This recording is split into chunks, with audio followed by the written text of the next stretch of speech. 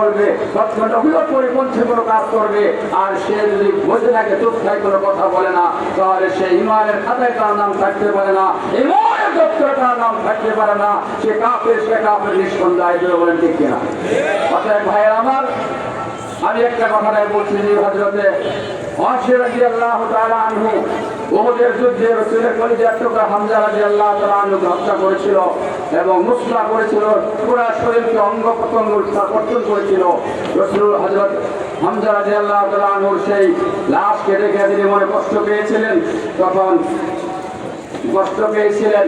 তারপর রাসূল সাল্লাল্লাহু আলাইহি ওয়াসাল্লাম আল্লাহ কুদরতের কারিশমা আল ইসলাম ইয়াহদিল মা কানা কাবুল ইসলাম যদি গ্রহণ করে তার পূর্বে সব গুনাহ মাফ হয়ে যায়। ওয়াসি রাদিয়াল্লাহু তাআলা আনহু সে জায়েদকে বিয়ে করেছিল, হযরত হামজা রাদিয়াল্লাহু তাআলা আনহু হত্যা করেছিল। তখন তাইফে ভেঙে চলে গিয়েছিল, তখন আল্লাহ পাক তার ইসলাম ইস্তিরাত তৈরি করে দিলেন, বার্তা পাঠালেন নবীর কাছে, মুহাম্মদ সাল্লাল্লাহু আলাইহি ওয়াসাল্লাম রাজি হলেন ইসলাম গ্রহণ করব।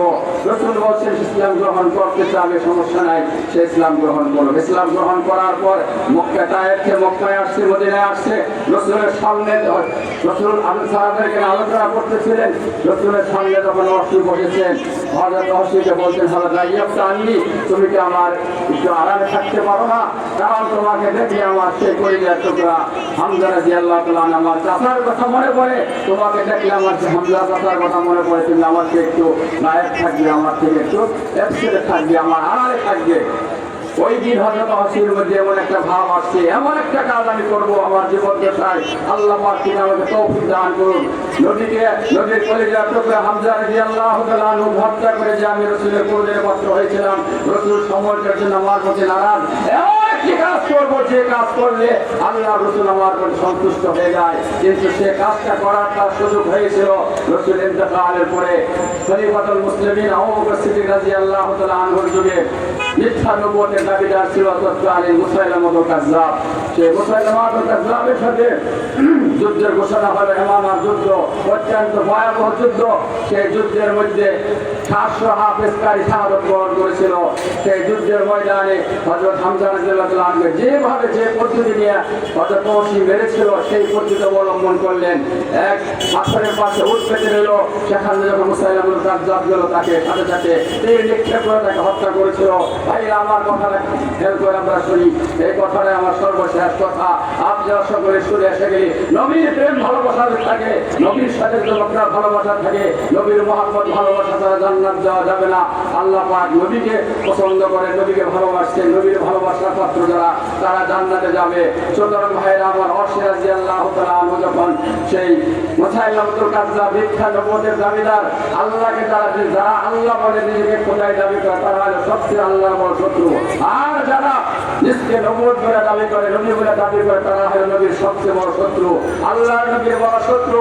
মুসাইলামাতুল কাযযাবকে সেই ইয়ামামার যুদ্ধের ময়দানে ওয়াসি রাদিয়াল্লাহু আনহু যখন হত্যা করেছিল, তখন স্বপ্নের যুগে আল্লাহ পাক নবী আল্লাহর রাসূল স্বপ্নের যুগে ওয়াসির সামনে চলে আসছে, ওয়াসির সামনে চলে আসছে, ওয়াসির সাথে পরামর্শ করতেছে।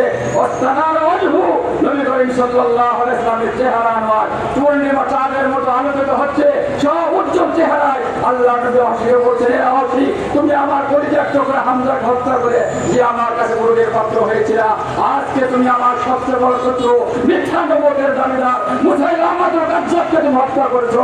এই জন্য আমার সব কষ্ট করে দূর হয়ে গেছে, আমি তোমার প্রতি খুশি, আমি তোমার প্রতি খুশি। জোরে বলি সুবহানাল্লাহ। সুতরাং ভাইরা আমার সর্বশেষ কথাই চাই, সেই নবুয়তের মিথ্যা দাবিদার এগুলি যখন শুনবে তার বিরুদ্ধে আপনাদের লড়তে হবে।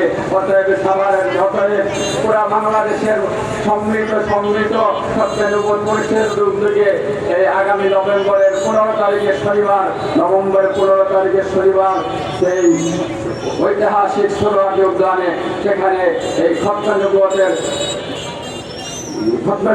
উপলক্ষে এবং ওই কাদিয়ানীদেরকে, বর্তমান কাদিয়ানী যে আছে গোলাম মোহাম্মদ কাদিয়ানী, সে ওই 30 জনের মধ্যে 27 নম্বর সে করছে, আরো 3 জন বাকি আছে, কিয়ামত আগ পর্যন্ত আরো 3 জন বের হবে।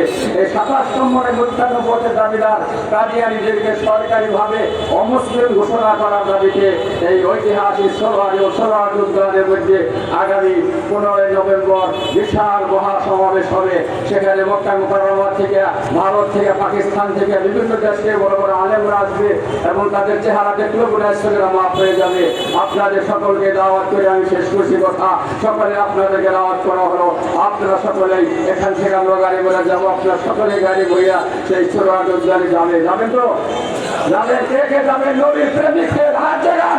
আল্লাহ পাক আপনাদেরকে তৌফিক দান করো। কিয়ামতের ময়দানে নবীর সুপারিশ পেতে হলে মিথ্যা নবুয়তের দাবিদারকে অমুসলিম ঘোষণার দাবিতে আপনারা সকলে সেখানে যাবেন, নিজেরা যাবেন। এই ওজনের কারণে নাও যেতে পারেন, যারা যাবেন তাদেরকে সহযোগিতা করবেন।